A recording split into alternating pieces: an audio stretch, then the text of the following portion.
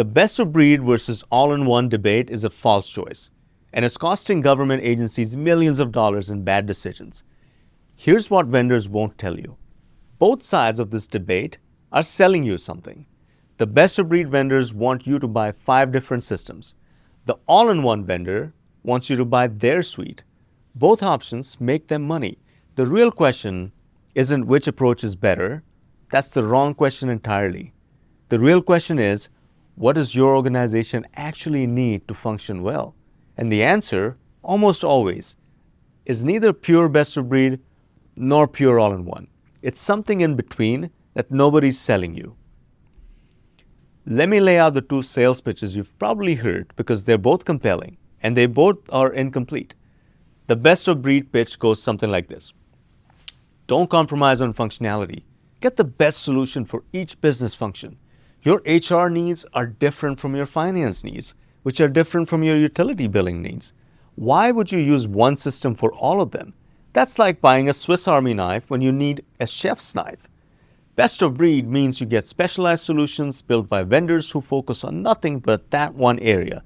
They're deeper, they're more innovative, they update faster. You're not stuck waiting for a monolithic vendor to prioritize your module. It sounds great. Who doesn't want the best? The all-in-one pitch, however, goes something like this. Integration is the killer. Every time you connect 2 systems, you create a failure point. You create maintenance burden. You create data reconciliation problems.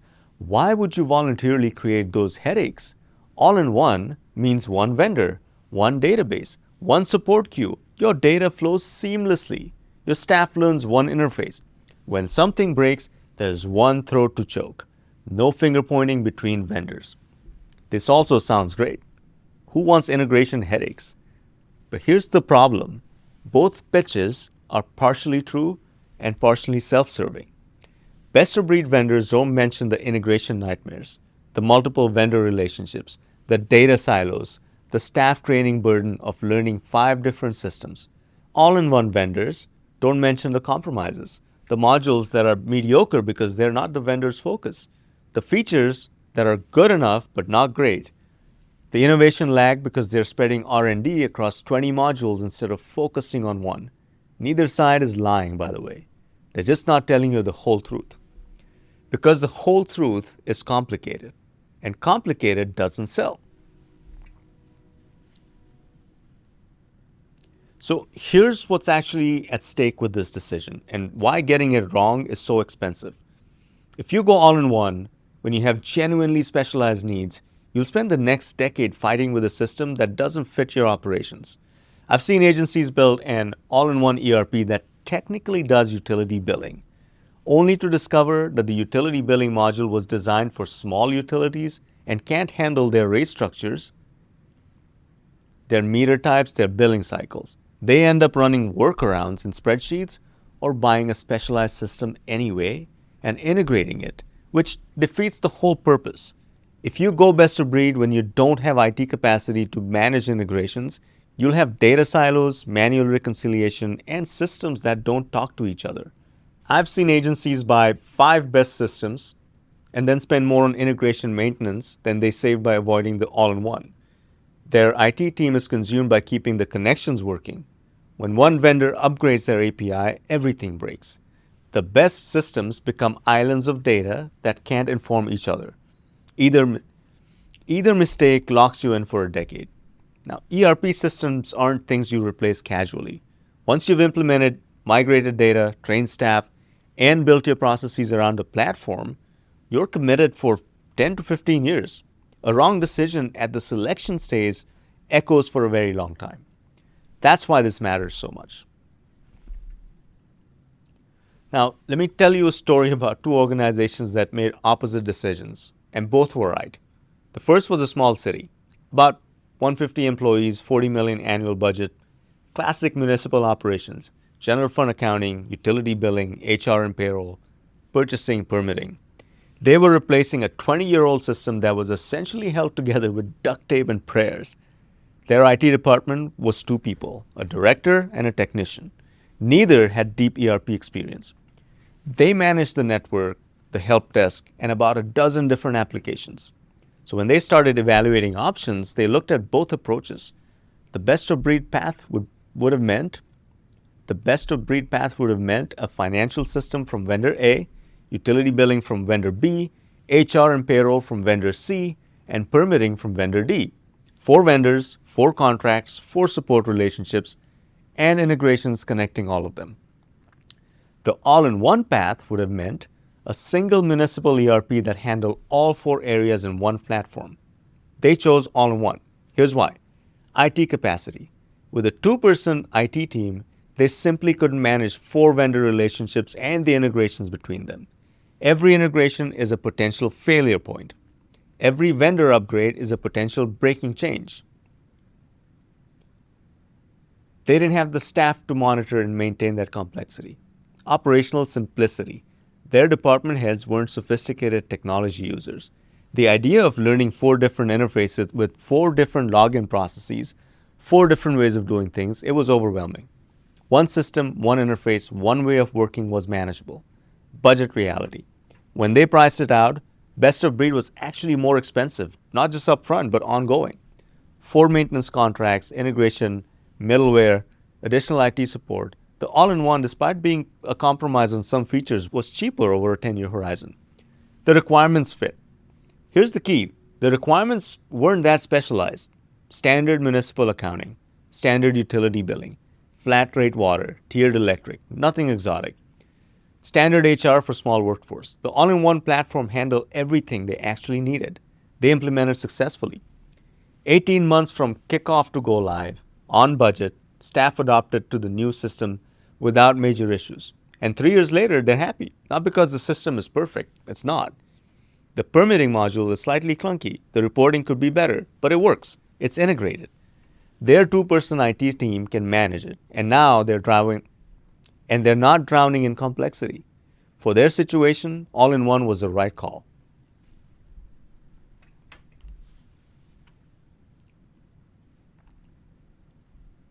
Now let me tell you about an organization where the opposite decision was made, and it was right. This was a larger city, about 800 employees, $200 million budget, more complex operations, multiple enterprise funds, a police department with specialized records management needs, a robust permitting operation with GIS integration, a large utility with complex rate structures, and AMI metering. Their IT department was 15 people, including several with deep technical expertise. They had experience managing integrations. They had development capability in-house. When they evaluated options, the all-in-one vendors struggled. The ERP vendors could handle core financials fine, but when it came to specialized needs such as police RMS, the all-in-one vendors either didn't have a records management module or had one that was clearly an afterthought. Basic, not integrated with state and federal reporting systems, not designed for law enforcement workflows. On utility billing, their rate structures were complex. Time of use rates, tiered consumption, demand charges, solar net metering. The all-in-one utility modules were designed for simple utilities and couldn't handle the complexity.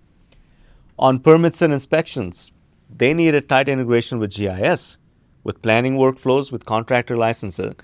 The all-in-one permitting modules were generic, fine for basic permits, inadequate for their volume and complexity. So for each of these areas, specialized vendors offered solutions that were dramatically better, not marginally better, dramatically better. Purpose-built by companies that did nothing but that one function. So they went best of breed. Core financials and HR from a strong ERP vendor, utility billing from a utility-focused specialist, police RMS from a law enforcement technology company, permitting from a dedicated permitting vendor. 4 main systems, plus some smaller specialized applications, multiple integrations, more complexity. But they could handle it. They had the IT staff to manage the vendor relationships. They had the technical capability to build and maintain integrations. They had the organizational sophistication to operate in a multi-vendor environment. And they got functionality that an all-in-one could never have provided. Their utility billing handles structures that would break a generic module. The police RMS integrates with state systems in ways that a bolt-on module never could. Their permitting system processes 10,000 permits a year with workflows that a generic module couldn't support. So 5 years later, they're also happy. More complexity to manage, yes, but the systems actually fit their operations instead of forcing their operations to fit the systems. Two organizations, opposite decisions, both successful. The difference wasn't which approach is better, the difference was which approach fit their actual situation, their complexity, their capacity, their requirements. If you want to learn more about best of breed versus all in, click on this video. So here are 5 questions that determine whether you should lean towards all in one, best of breed, or some hybrid in between. I'm going to go through one each in detail because the honest answers to these questions will point you towards the right approach. Ready? Question 1. How specialized are your requirements? This is the fundamental question. Each town, city, county thinks they're unique. But how unique is what you do? If your operations are standard, typical municipal accounting, typical HR, typical utility billing with simple rate structures, an all-in-one platform can probably handle it. You don't need specialized solutions because you don't have specialized needs.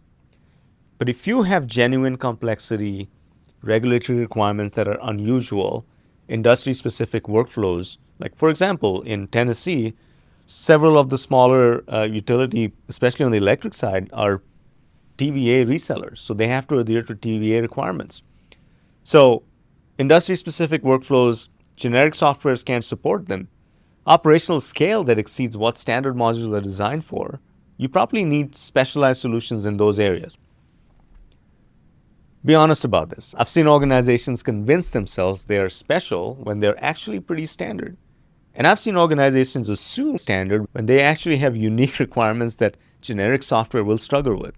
How do you tell the difference? Look at what the all-in-one vendors' modules are designed for. If their utility billing module showcases customers that look like you, similar size, similar complexity, it's probably fine. If all their showcase customers are half your size with simpler operations, that may be a warning. Look at the demos. When you show them your complex scenarios, which hopefully you've mapped and documented, your unusual rate structures, your complicated workflows, can they handle them natively? Or are they proposing workarounds, customizations, phase 2 enhancements?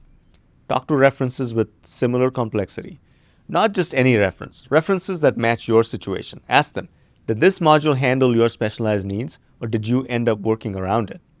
Question 2. What is your IT capacity? Now, when we talk about cloud-hosted SaaS solutions, the easy thing to assume is that you're not going to need your IT. That's not true. You need IT during implementation and during deployment and live use. So what's your capacity? Every integration requires maintenance. APIs keep changing. Upgrades break connection. Data mappings need adjustments. Someone has to monitor this, troubleshoot problems, coordinate with multiple vendors when something goes wrong. Do you have that capacity? If you have a small IT team that's already stretched thin, adding integration complexity is risky. Every integration is a potential failure point. Every vendor relationship is overhead.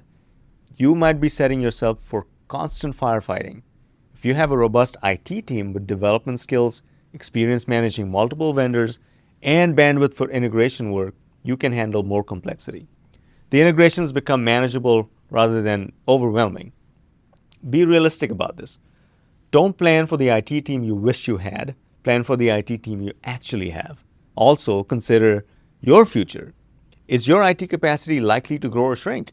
If you're in a hiring freeze, if your IT director is retiring, if your budget is constrained, factor all of that in. The complexity you can manage today might overwhelm you in the next 2 years. Question 3. How important is data integration to your operations? This is about how much your systems need to talk to each other. Some organizations operate largely in silos. Finance does finance, HR does HR things. They share some data at month end, but day to day they're independent. For these organizations, integration is a nice to have, not critical. Other organizations are deeply integrated operationally. A purchase in the field updates inventory, triggers a payment, affects the project budget, and needs to appear on a grant report, all in real time. For these organizations, seamless integration is essential. But if you're in the first category, best of breed may be more viable. You can tolerate some friction between systems because your operations don't depend on seamless data flow. If you're in the second category, integration quality becomes critical. You either need an all-in-one platform where integration is native or you need to invest heavily in making your best-of-breed systems talk to each other reliably. So here's a test. Walk through a typical transaction that crosses multiple systems. A new employee is hired, let's say. What systems need to be updated? How quickly does data need to flow between them? What happens if there's a lag or an error in the integration? If the answer is it needs to be seamless in real time or things break, you need to integration very heavily in your decision.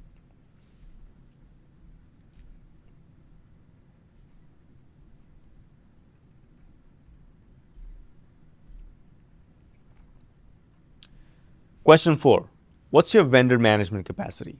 5 vendors means 5 contracts, 5 account managers, 5 support queues, 5 renewal negotiations, 5 upgrade cycles that may or may not align with your priorities. Some organizations handle this well. They have procurement staff who manage vendor relationships professionally and proactively. They have IT staff who coordinate between vendors. They have governance structures that keep everything aligned. Other organizations struggle with even 1 or 2 vendor relationships. Adding more creates chaos. Consider what happens when something goes wrong. If a transaction isn't flowing correctly between systems, who do you call?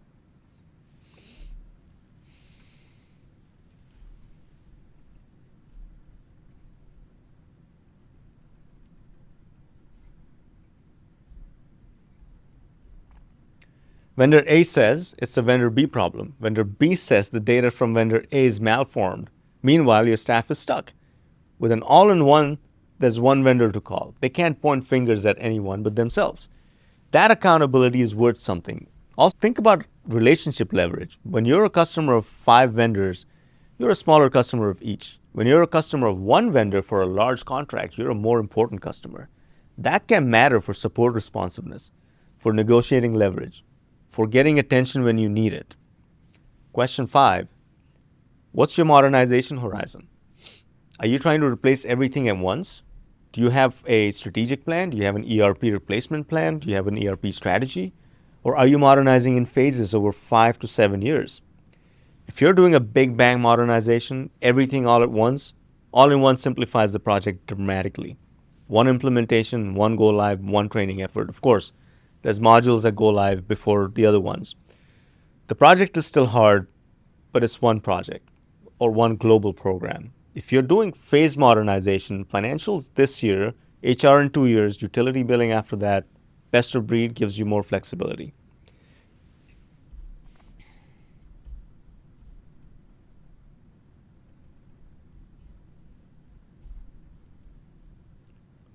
You can pick the best solution for each phase. You're not locked into a single vendor's entire suite. Phased modernization also lets you learn as you go. The lessons from implementing System 1 inform how you approach System 2. You spread the organizational change over time instead of absorbing it all at once. But phased modernization means living with integration complexity. Your new system has to connect to your old systems during transition. That's added work. There's no wrong answer here, just trade-offs. Big bang is harder up front but cleaner long term. Phased is more manageable in any given year but creates a longer period of complexity. Let me give you a quick decision heuristic. Lean towards the all-in option if your requirements are mostly standard, your IT team is small or stretched, you're doing a big bang replacement, vendor management is not a strength. Lean towards best of breed if you have genuinely specialized requirements. Your IT team is robust and capable, you're modernizing in phases, you have mature vendor management processes, departmental flexibility is valued over enterprise consistency. Most organizations land somewhere in between. Core financials and HR are on an integrated platform with specialized solutions for areas where the platform falls short. That's often the practical answer, but it's not a prepackaged product you can buy. So vendors don't sell it that way. So let me talk briefly about what this middle ground actually looks like, because I think it's where most organizations should end up. Core platform plus specialized solution. You pick an ERP platform for the things it does well, typically core financials, general ledger, budgeting, procurement, maybe HR and payroll if the platform is strong there. Then for areas where you have specialized needs that the platform can't meet, you add best of solutions. Utility billing if your rates are complex, permitting if your volume is high, public safety systems that integrate with state and federal requirements. You accept that you'll have some integration work, but you limit the number of integrations to the areas where specialization really matters. This isn't a cop-out, it's pragmatism. The goal isn't ideological purity. The goal is a technology ecosystem that supports your operations. If that means 5 systems or 2 systems or 1 system with some add-ons, so be it. The key is to be intentional. Key is to be strategic. Don't back into a hybrid approach accidentally. Design it. Know which areas are going on the core platform, which are going specialized solutions. Understand the integration requirements. Budget for the integration work, and revisit the decision as platforms evolve. The module that was inadequate 3 years ago might be better now. The best of breed solution that was essential might have been acquired by a platform vendor and integrated natively. So the landscape keeps changing, and all of this really depends on what your situation is. So here's what I want you to do. Take the 5 questions I just walked you through and answer them honestly for your organization. How specialized are your requirements? Really? What's your IT capacity?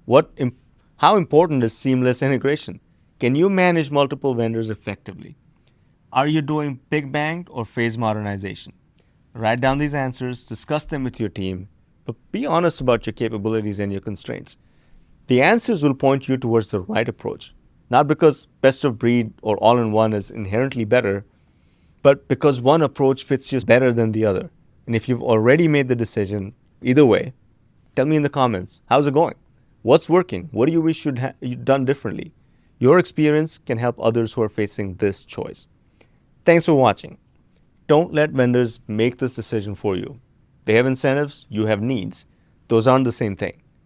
Think clearly about what your organization actually needs, then pick the approach that fits, even if it's not what everyone else is selling. Check out the ERP selection video for more information on this. Thank you. See you in the next one.